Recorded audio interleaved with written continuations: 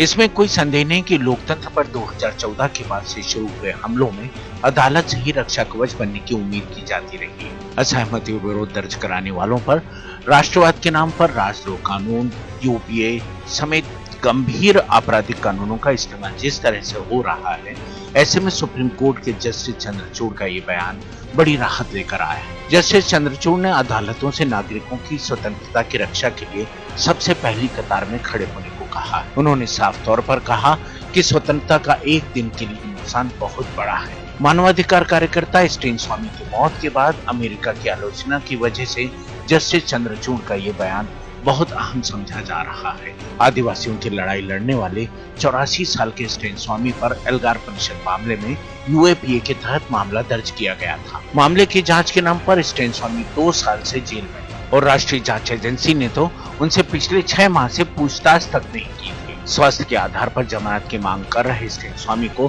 कंपन रोग की वजह से पानी पीने के लिए सिपर और पढ़ने के लिए चश्मा तक अदालत ने उपलब्ध कराने से इनकार कर दिया था। यही नहीं, उन्हें गंभीर रूप से बीमार पड़ने पर अस्पताल में भर्ती भी कोर्ट के आदेश से किया गया था। इसीलिए मोदी सरकार पर स्टेन स्वामी की मौत पर एक संस्थागत तरीके से हत्या का आरोप भी लग रहा है। जस्टिस चंद्रचूड़ भारत अमेरिका कानूनी संबंधों पर भारत अमेरिका संयुक्त ग्रीष्मकालीन सम्मेलन को संबोधित कर रहे थे। इस मौके पर उन्होंने भारतीय न्यायशास्त्र पर अमेरिका के असर की भी तारीफ की। हालांकि चंद्रचूड़ इसके पहले भी नागरिक स्वतंत्रता पर बयान दे चुके हैं। इसके पहले जब सीएनआरसी का आंदोलन अपने उफान पर था और केंद्र सरकार दमन का हर तरीका अपना रही थी, तब भी जस्टिस चंद्रचूड़ ने सरकार को आगाह किया था। उन्होंने कहा था कि असहमति लोकतंत्र का सेफ्टी वाल्व है, इसलिए असहमति या विरोध को राष्ट्र विरोधी या लोकतंत्र विरोधी बताना संवैधानिक मूल्यों के संरक्षण और वाद विवाद और संवाद वाले लोकतंत्र के खिलाफ है। हाल ही में असम में चुनाव जीतकर विधायक बने नागरिक अधिकार कार्यकर्ता अखिल गोगोई को यूएपीए के तहत 1.5 साल से जेल में बंद रखा गया था। उन्हें सीएनआरसी आंदोलन के दौरान हिंसक प्रदर्शन के आरोप में गिरफ्तार किया गया था। यही नहीं, जम्मू कश्मीर में तो एक शख्स को आतंकवाद के आरोप में 11 साल जेल में रखने के बाद अदालत ने निर्दोष करार दिया। वहीं हाल ही में कर्नाटक हाईकोर्ट ने बेंगलुरु हिंसा के मामले में यूएपीए के तहत पिछले 10 महीनों से जेल में बंद 115 लोगों को जमानत दी है। राजद्रोह, यूएपीए समेत आपराधिक कानूनों का बेजा इस्तेमाल सबसे ज्यादा पीएम मोदी के पहले कार्यकाल के दौरान हुआ।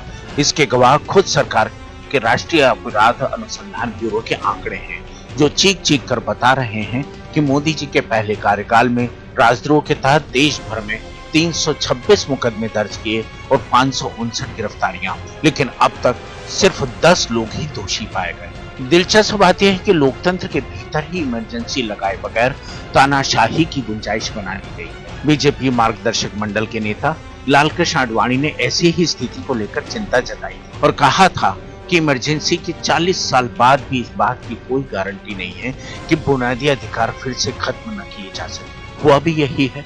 अब इमरजेंसी लगाए बगैर दमन के ऐसे नायाब तरीके इजाद कर लिए गए हैं कि लोकतंत्र के खोल में तानाशाही चलाई जा सकती है। इसकी मिसाल यह है कि पहले लॉकडाउन के वक्त जब लाखों प्रवासी मजदूर सड़कों पर थे, तो 31 मार्च 2020 को गृह सचिव अजय भल्ला ने भारत के मुख्य न्यायाधीश शरद ए बोबड़े को बताया था कि देश की सड़कों पर एक भी प्रवासी मजदूर नहीं।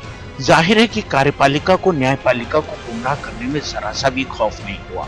कोरोना महामारी ने सरकार को संसदीय कार्यवाही को सीमित करने का भी मौका दे दिया है। वहां भी कृषि बिल जिस तरीके से पारित कराए गए थे, वो बताता है कि संसदीय लोकतंत्र का किस अंदाज में मखौल उड़ाया जा रहा। लोकतंत्र का चौथा खंभा प्रेस है, तो प्रेस का जिस तरीके से गला घोटा गया है, इसका डंका दुनिया भर में बजा है। हाल ही में जारी 180 देशों के वर्ल्ड प्रेस फ्रीडम इंडेक्स 2021 में भारत 142वें स्थान पर है।